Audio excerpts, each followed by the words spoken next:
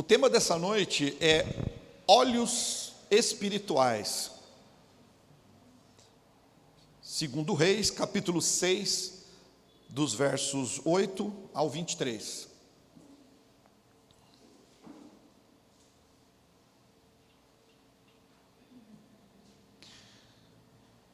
Diz assim a palavra de Deus: Ora, o rei da Síria estava em guerra contra Israel.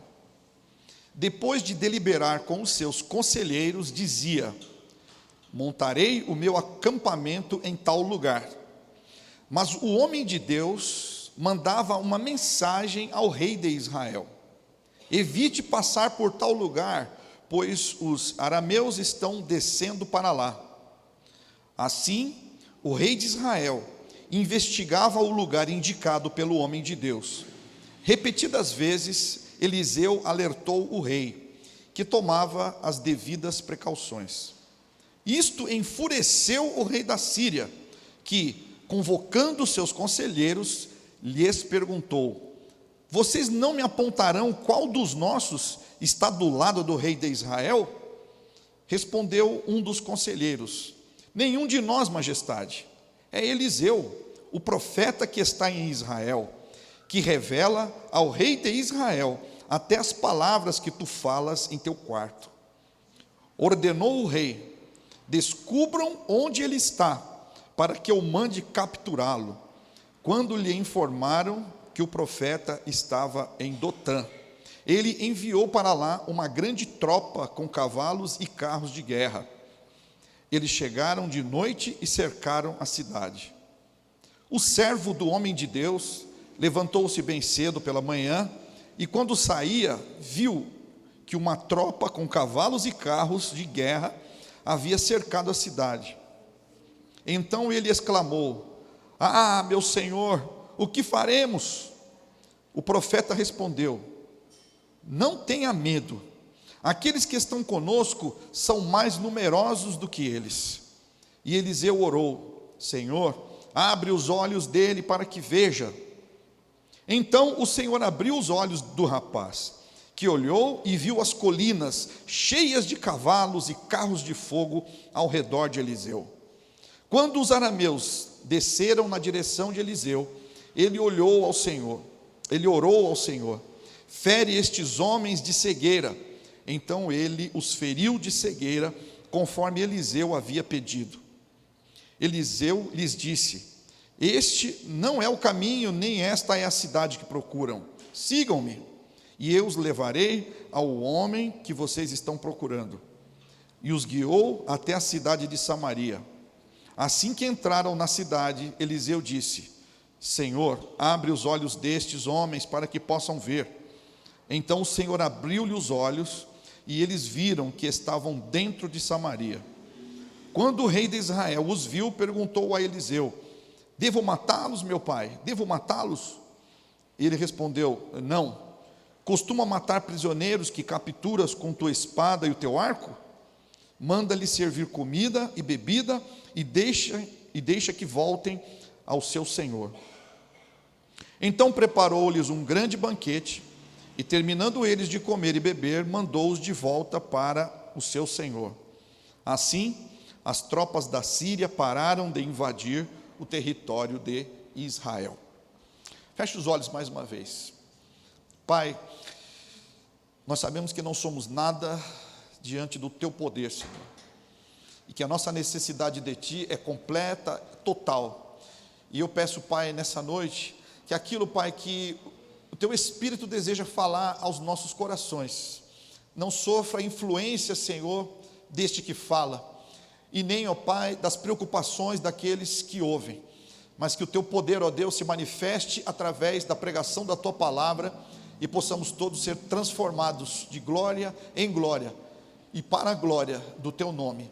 Nós oramos em nome de Jesus, amém.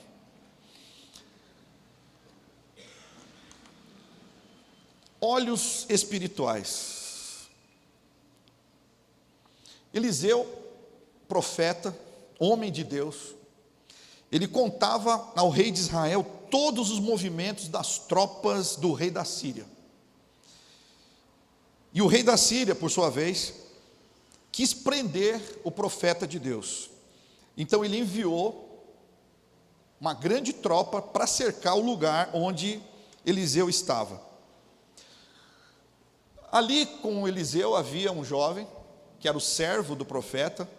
Esse acordou de manhã e viu que estavam cercados por aquela tropa. E esse jovem temeu. E quem não temeria? Quem de nós, levantando os olhos e vendo algo fisicamente preparado para nos atingir, quem não tem medo? Quem diante de uma situação que os olhos podem ver, não se sentem preocupados ou impelidos a procurar alguma saída? Esse jovem disse para Eliseu assim: o que nós faremos? Ou seja, precisa ser feito alguma coisa, ou alguma coisa precisa ser feita. Por quê? Porque bateu o medo. O medo, a ameaça presente ali. Uma grande tropa para prender um homem. Mas Eliseu disse para ele: não tenha medo. Que essa palavra chegue ao teu coração nessa noite. Não tenha medo. Dr. Russell Shedd, ele fala assim, que na Bíblia, quando você ouve essa expressão, não tenha medo, sempre vem com uma palavra de consolo em seguida. Jesus diz assim: não tenham medo, eu venci o mundo. Não tenha medo, eu estou com vocês até a consumação dos séculos. Não tenham medo. Irmãos, a realidade que nos cerca, aquilo que nós podemos ver, é muito menor do que aquilo que realmente existe. Aquilo que os nossos olhos veem não é nada perto daquilo que realmente existe ao nosso redor. A percepção humana, mesmo para aquelas pessoas mais preparadas, mais cultas, mais inteligentes, essas pessoas não têm a capacidade necessária para perceber as coisas, não têm o discernimento necessário para tomar decisões, não têm capacidade em si para tomar uma decisão certa, porque há muito mais coisas ao nosso redor, há muito mais informações que nós não sabemos, há muito mais situações que nós desconhecemos. Mas o nosso Deus é onisciente, e Ele conhece todas as coisas, não só o princípio, não só o meio, mas o fim de todas elas. O nosso Deus conhece. E para nós termos vitória nas nossas decisões, para nós termos vitória naquilo que nós vamos fazer, para nós termos vitória diante das ameaças, das circunstâncias que nos cercam, nós também temos que ter o mesmo discernimento que teve Eliseu, ou o mesmo discernimento que tinha Eliseu, porque o mesmo Espírito que dava a Eliseu a capacidade de ver além do que os olhos podem ver, é o mesmo Espírito que habita em mim e habita em você. O mesmo Espírito que deu a Eliseu a capacidade de discernir as coisas, de discernir o que Deus estava fazendo ali, é o mesmo Espírito que te dá a capacidade de discernir as coisas.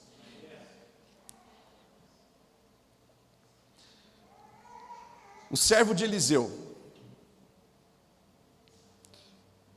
depois que Eliseu orou por ele, ele viu aquilo que nem todos podem ver. E quando nós falamos do amor de Deus para alguém, quando nós pregamos o Evangelho para alguém, nós precisamos ter esse entendimento, de saber que muitas das coisas, irmãos, eu acredito que todas as coisas que são claras para nós, que para nós foram reveladas pelo poder de Deus, e que foram reveladas para nós pelo poder de Deus, não foram reveladas a todos os homens. Nós somos convencidos da verdade do Evangelho, porque o Espírito Santo nos revelou isso no coração, tirou as vendas dos nossos olhos, tirou as escamas dos nossos olhos, e por isso nós podemos ver. Nós não somos melhores do que qualquer pecador. Deus teve compaixão de nós, e Ele quebrou a rocha, ou a pedra que havia no nosso coração, pelas marteladas da sua palavra, e nós somos convencidos da verdade, da justiça e do juízo, pelo poder de Deus. Por isso nós fomos alcançados pelo Evangelho. Nós olhamos para pessoas que estão aqui hoje, que no passado diziam assim: nunca serei crente, nunca serei cristão como esses cristãos são. No mundo que nós vivemos, irmãos, aquilo que nós vemos no noticiário, e por que não dizer alguns escândalos tremendos que nós vemos aí na vida dos cristãos, leva as pessoas que não têm discernimento, vendo o que estão vendo com os olhos da carne, a se afastar ainda mais do Evangelho. E a gente às vezes até fala assim: vai ser difícil pregar o Evangelho daqui para frente, porque os escândalos no meio dos crentes estão se multiplicando. Mas eu digo para você: não tenha medo de pregar o Evangelho, não tenha medo de falar do amor de Deus, porque não são estas coisas que vão impedir que os olhos espirituais dessa pessoa sejam abertos, porque é o poder de Deus que faz com que os olhos sejam abertos. Quem poderia convencer aquele moço do contrário, porque ele via um exército preparado de homens valentes para os prenderem? Que argumentos você poderia usar? 2 contra uma tropa inteira? Qual argumento você poderia usar? Somente a palavra que vem do Deus eterno ao coração de alguém pode mudar o entendimento dessa pessoa. E nós não podemos desistir de falar do amor de Deus para as pessoas, mesmo que os escândalos, mesmo que aquilo que os olhos delas estejam vendo pareçam ter argumentos mais fortes do que o nosso. Não existe argumento mais poderoso do que o Espírito Santo falando no coração de alguém. Não existe poder maior do que esse de convencimento, maior do que o próprio Deus se revelando ao coração de alguém. Agora veja só, Elias orou para que os olhos do moço fossem abertos, e depois orou para que os olhos do inimigo fossem fechados. Deus abre os olhos, e Deus também tem o poder de fechar os olhos. Os olhos fechados aqui foram os olhos humanos. Aquele exército foi dominado por um único homem. Um único homem que falou na autoridade do nome do Senhor. Um único homem dominou uma tropa usando a autoridade que há no nome do Senhor. Por isso a palavra de Deus diz para você não ter medo. Essa semana eu tive medo. Os boletins do meu neto, as fotos, e uma coisa me incomodava muito. A Marina dizendo que, se você ouve a Marina falando, você escuta ainda a voz dela rouca, pelo tubo que agrediu a garganta dela. E eu vendo meu neto ali nas fotos com aquele tubo na boca, aquele ser tão pequeno, que mal chegou ao mundo, passando por aquele desconforto diário, 24 horas por dia, eu eu falei com o Senhor, eu falei: Senhor, eu sei que isso pode ser necessário, mas eu oro por um milagre. A única coisa que vinha na minha mente era esse tubo na boca do meu netinho ali. E ontem, né? A gente soube que eu orei 2 dias por isso. E ontem eu soube que ele mesmo, meu próprio neto, arrancou fora o tubo de oxigênio e, como disse o boletim, para surpresa dos médicos, ele respirou bem sem o tubo.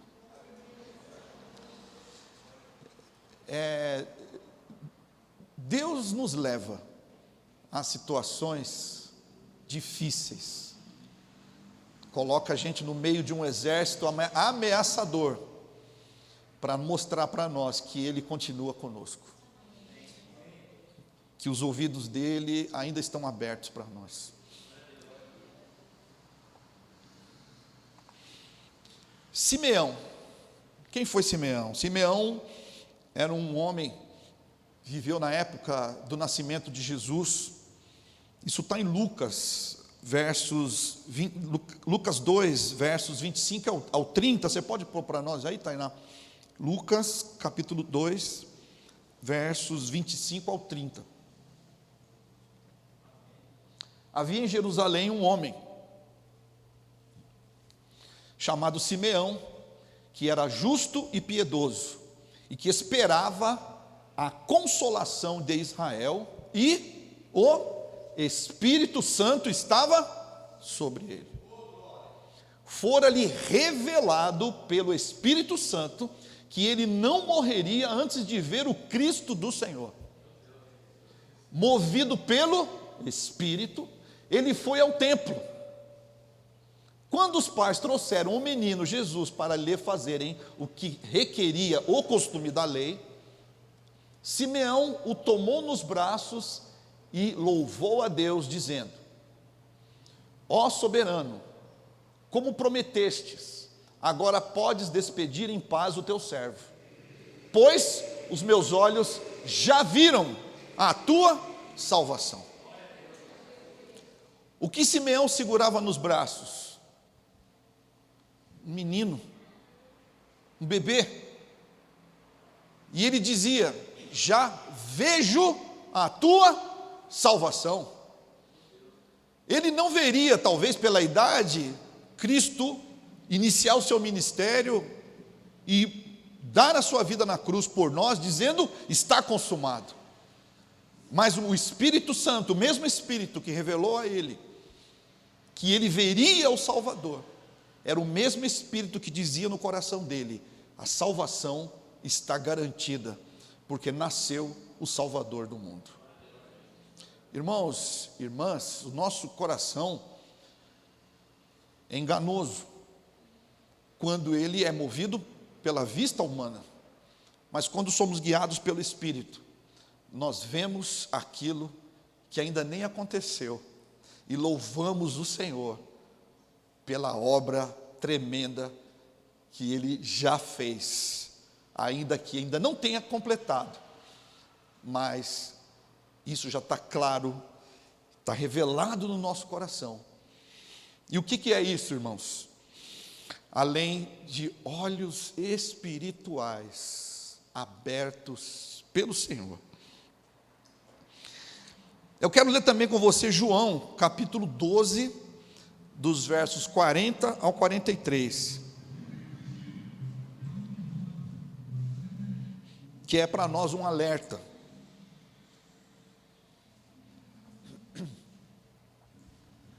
João 12, 40 a 43, aí: cegou os seus olhos e endureceu-lhes o coração, para que não vejam com os olhos, nem entendam com o coração, nem se convertam e eu os cure. Isaías disse isso porque viu a glória de Jesus e falou sobre ele. Ainda assim, muitos líderes dos judeus creram nele, mas por causa dos fariseus, não confessavam a sua fé, com medo de serem expulsos da sinagoga, pois preferiam a aprovação dos homens do que a aprovação de Deus.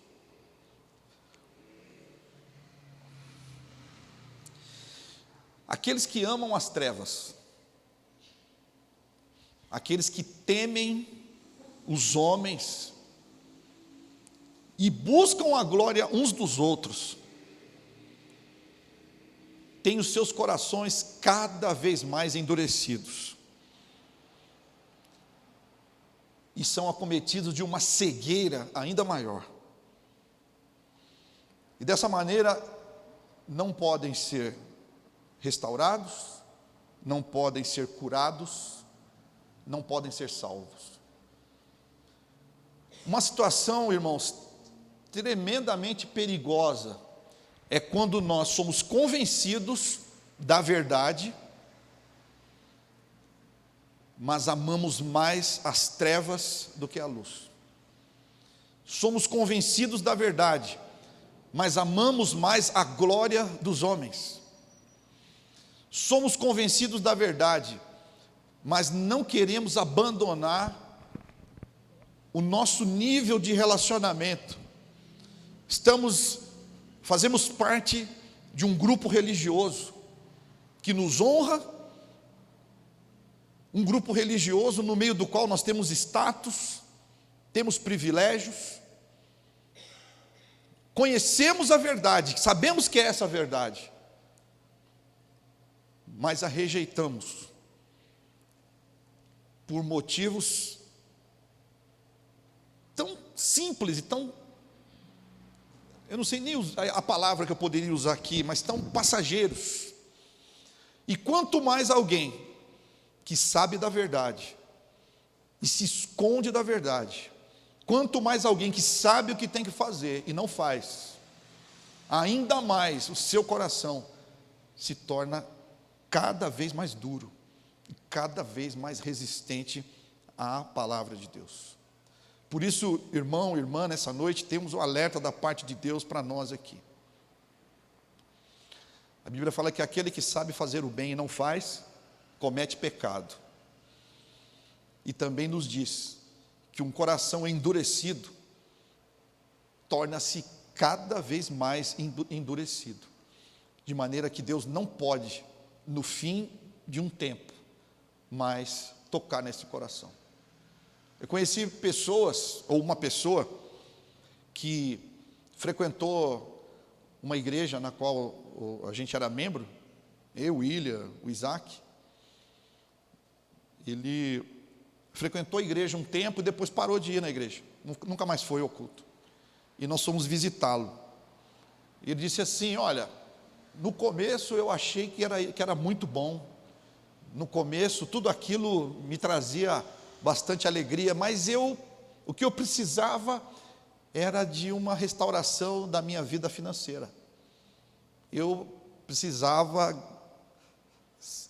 ter mais estabilidade financeira.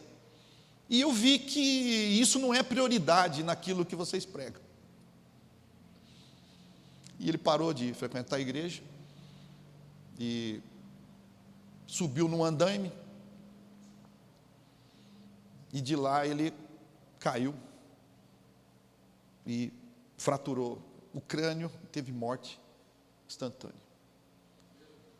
Um coração endurecido, que não teve mais chance de ser alcançado pela palavra de Deus.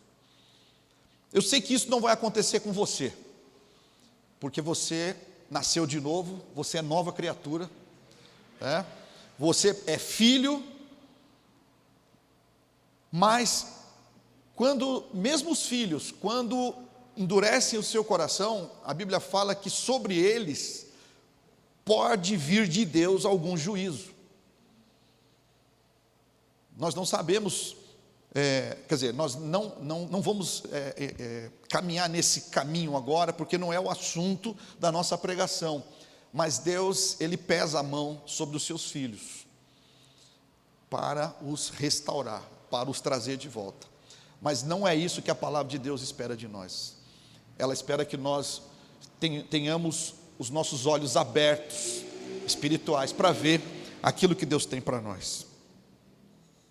Antes de conhecer o Salvador Jesus, nós tínhamos contato com esse mundo que a gente não pode ver. Que mundo é esse, irmãos? Esse mundo maior que nós não podemos ver. É um mundo espiritual. Aqueles carros e cavalos que estavam ali ao redor de Eliseu são um exemplo desse mundo espiritual. A Bíblia fala dos anjos, que são espíritos ministradores ao nosso favor. Mas também fala dos demônios e das potestades do ar. E antes de conhecer Jesus, nosso relacionamento não era com os anjos, não era com o Espírito do Senhor. Antes de conhecer a Jesus, nosso relacionamento era com as potestades do ar, com os demônios. Conscientes ou não, esse era o nosso relacionamento. A Bíblia fala que quando nós andávamos sem Jesus, nós fazíamos a vontade de Satanás. Nós fazíamos a vontade dele. E ele não queria que nós soubéssemos que estávamos fazendo a vontade dele. Mas uma vez que Cristo nos alcançou, a Bíblia fala que ele expôs publicamente as obras do diabo. Hoje nós sabemos a quem nós não devemos ouvir e sabemos a quem nós devemos ouvir. Você é consciente disso. Você foi ensinado e você sabe discernir aquilo que vem do Senhor e aquilo através do qual o diabo quer te seduzir. Colossenses 1, 13 e 14.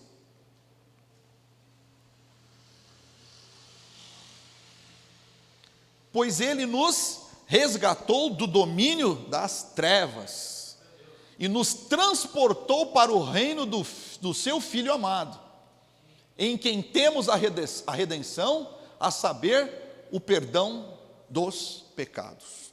Andávamos nas trevas, fazíamos a vontade do mundo e de Satanás, não tínhamos visão, porque andávamos nas trevas, mas ele nos trouxe para o reino da luz, e no reino da luz, nós discernimos todas as coisas. E caminhando para o final, Hebreus 11, verso 1 diz: ora, a fé é a certeza daquilo que esperamos e a prova das coisas que não vemos.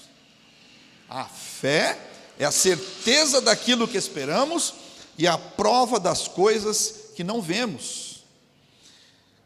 Certeza daquilo que esperamos. Irmãos, você já imaginou as pessoas passarem aqui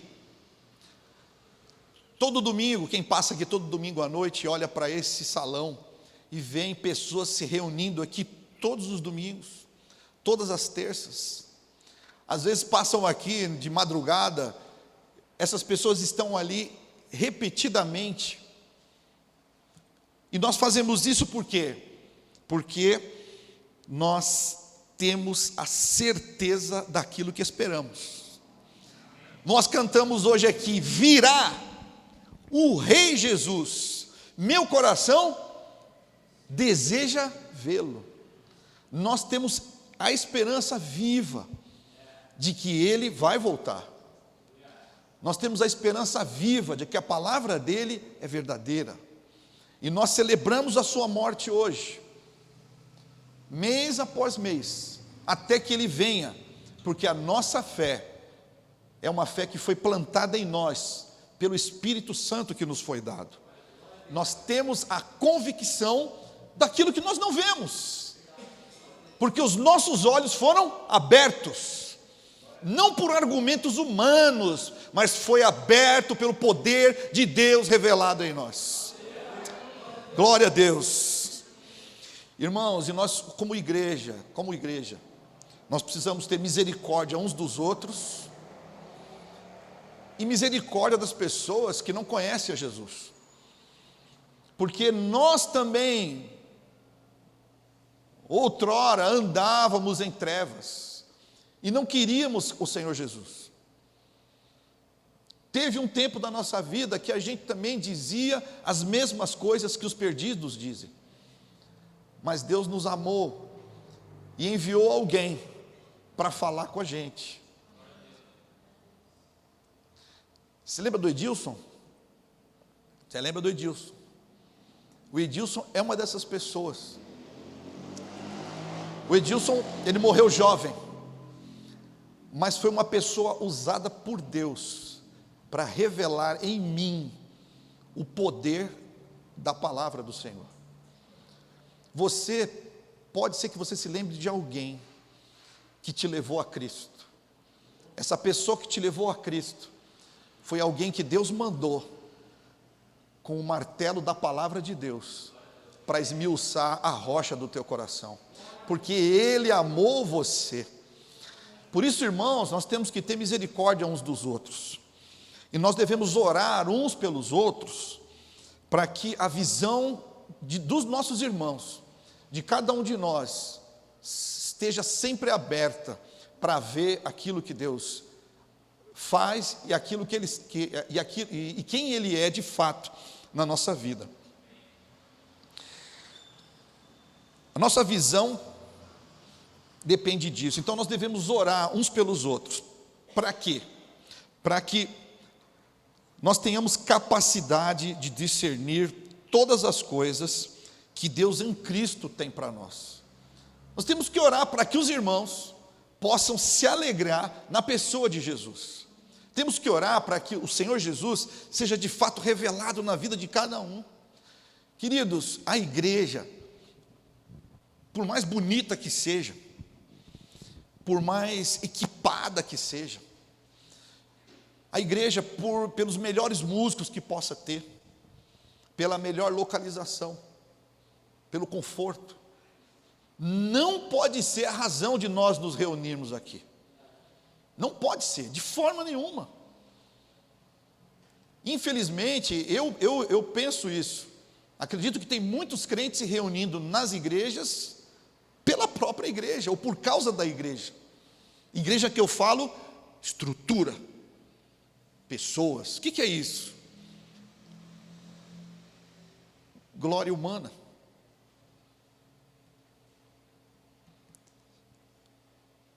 Nós temos que estar reunidos aqui, precisamos estar reunidos aqui em nome do Senhor Jesus. Essa é a razão, esse é o motivo. O que nos alegra estar aqui é podermos nos reunir ao nome do Senhor Jesus. O que nos alegra, né? Então nós precisamos orar uns pelos outros para que essa alegria no Senhor seja revelada em cada um de nós. Que nós, olhando um para o outro, nós possamos ver a face de Cristo no rosto de um e de outro irmão. Nós precisamos identificar na vida dos irmãos que a alegria que está no coração deles é a alegria de ter o Senhor Jesus como aquele que reina nas suas vidas. Nós precisamos orar por aqueles que foram destituídos dessa visão espiritual, destituídos da glória de Deus. Temos que orar pelos pecadores que não conhecem a Jesus. Temos que orar para que as escamas dos olhos deles sejam removidas. Porque quando nós formos falar do Evangelho para essas pessoas, elas precisam compreender, não com os olhos humanos, mas com os olhos que Deus pode dar para essas pessoas, olhos espirituais. Então nós temos que ter misericórdia uns dos outros e daqueles que ainda não experimentaram que o Senhor é bom. Você já experimentou que o Senhor é bom? Você foi alcançado pela misericórdia e pelo poder de Deus. E o mesmo poder de Deus que abriu os teus olhos, pode abrir a mente e o coração, os olhos, os ouvidos do pecador mais profissional possível, O poder de Deus quebra as pedras do coração. Amém? Está disposto a isso? Eu quero te convidar a ficar de pé agora. Nós vamos ministrar a ceia. E antes de nós fazermos isso, eu quero te convidar a orar uns pelos outros, para que os olhos espirituais de cada um dos irmãos seja aberto.